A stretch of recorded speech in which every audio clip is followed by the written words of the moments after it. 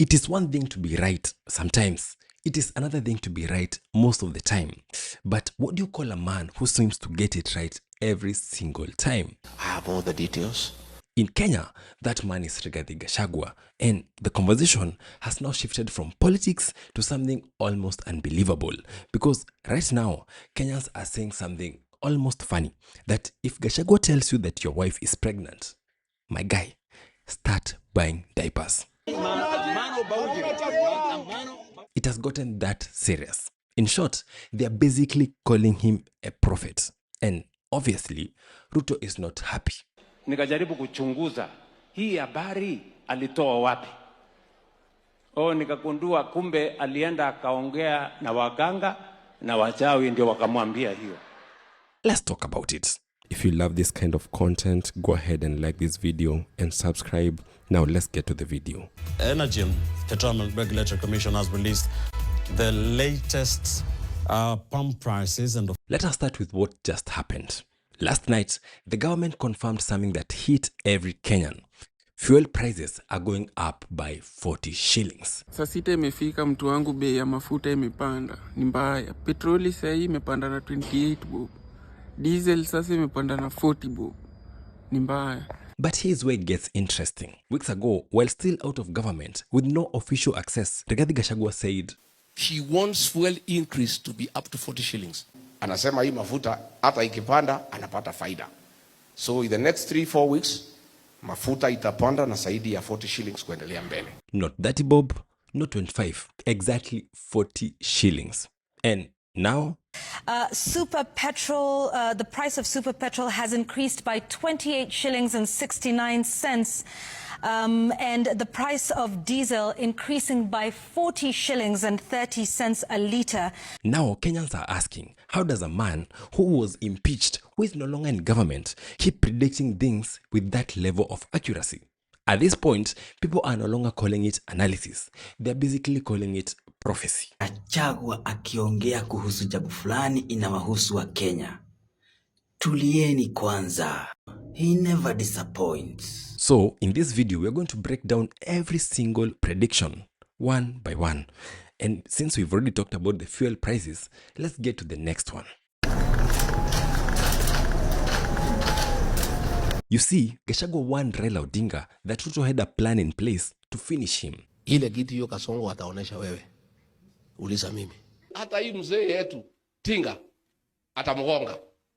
Hiyo mzee atamchanganya, wewe utaona.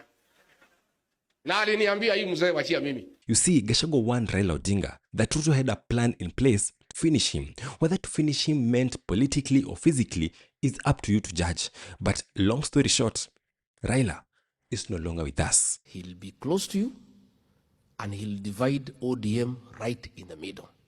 Today, as we speak, ODM fellows are abusing each other. Then came ODM politics. Gachagua warned that William Ruto would move to weaken the Orange Democratic Movement, that is ODM. Not just to weaken it, but to reduce it into a regional party. I warned you, ya kwamba Kasongo atamaliza ODM. Kasongo anataka ODM ikuwe chama ya Wajaluo. Na hapo ndani ya Wajaluo pia amepangia nyinyi. Amechukua huyu PS anaitwa Raymond Omono, amempatia pesa na goons aweke candidate ya kumaliza watu ya Raila. Anataka watu ya Raila wote wafukuzwe, aweke sycophants katika Luo Nyanza. Fast forward to today, leaders like Gladys Wanga are openly admitting that that is the reality. As the national chairman of the ODM party, I also want to make it very clear that this Homa Bay County and this entire region is an ODM zone. It is an ODM zone. What I saw at the funeral of Koyo, where my party leader is seated, and some people have come there shouting, "Uda, we will not agree, we will not accept, it will not happen." Then there's this one, and this one is one of the most powerful one. Gachagua said, I told the president, usiguza hii mlima. Utapata shida kwa hii mlima. I told him. Then what happened? He was impeached. And since that moment, President William Ruto has faced endless political battles,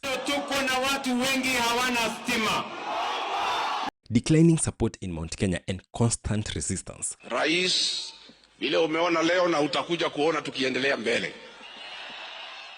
It's like the warning became a reality. Tuliambia asiguse mlima, mkamwambia aguse. Nyinyi waheshimiwa. Akina Medho akamwambia usiguse, huyu Wanjiko wa Moyo akamwambia usiguse. Nyinyi mama county na akina Kwenya mkamwambia aguse nini? Iliteleza.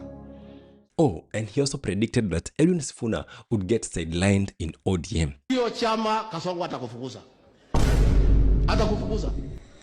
Because wanasema one time na yeye anataka kurudi. Simple. And today, internal tensions in ODM are no longer hidden. The conduct of the Secretary General, Senator Edwin Sifuna, the NEC resolved to remove him from office with immediate effect in accordance with the party constitution. Gachagua also warned something about the mountain. He said that William Ruto wanted to split the mountain into two, east and west, so that even if he lost one side, he would have the other. Huyu Ruto hatupangii mema.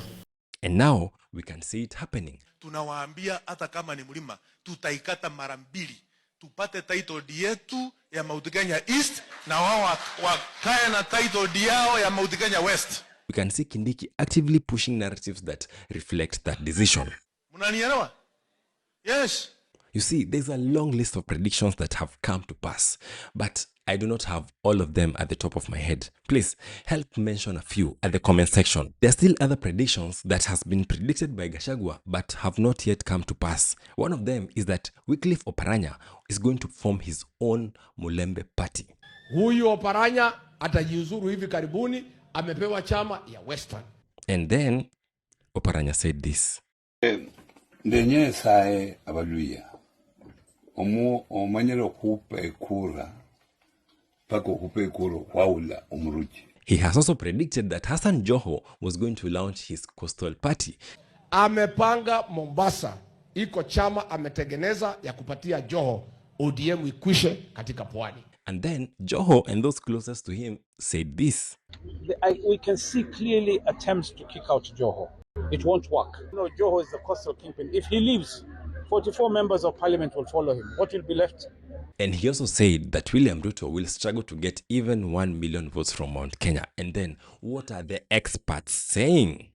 You can ask me. Well, other people, when they went to school to do veterinary, teaching and everything, I went to school to do politics and government. Yes. That's what I analyze every day. I can tell you seated here. 95% of votes from Mount Kenya region, the kind of betrayal that they felt they suffered under the president, it is not forgivable. Even if you take sheep or anything, it's done. Like a done deal. So now the real question is this inside information, political intelligence, or just a deep understanding on how power works in Kenya? Because one thing is clear, these are no longer random. There is a pattern. Gachagua akiongea kuhusu jambo fulani inawahusu wa Kenya. Tulieni kwanza. And the more predictions come true, the more influence he gets. And the more influence he gains, the more people listen. And the more people listen, the more powerful Rigathi Gachagua becomes. Ni kweli ulinitoa kwa ofisi, lakini kunitoa kwa roho za hii watu ni kibarua. Ni kibarua. So, whether you believe it or not, Kenya is witnessing something very unusual.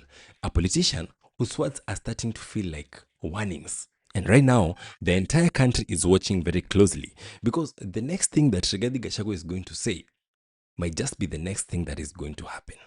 Sasa sikiza venye Gachagua alisema. He never disappoints. Making true his claim that he's actually a truthful man. So help me mention a few more prophecies that Rigathi Gachagua has actually prophesied and have come true in the comment section. And do not forget to subscribe.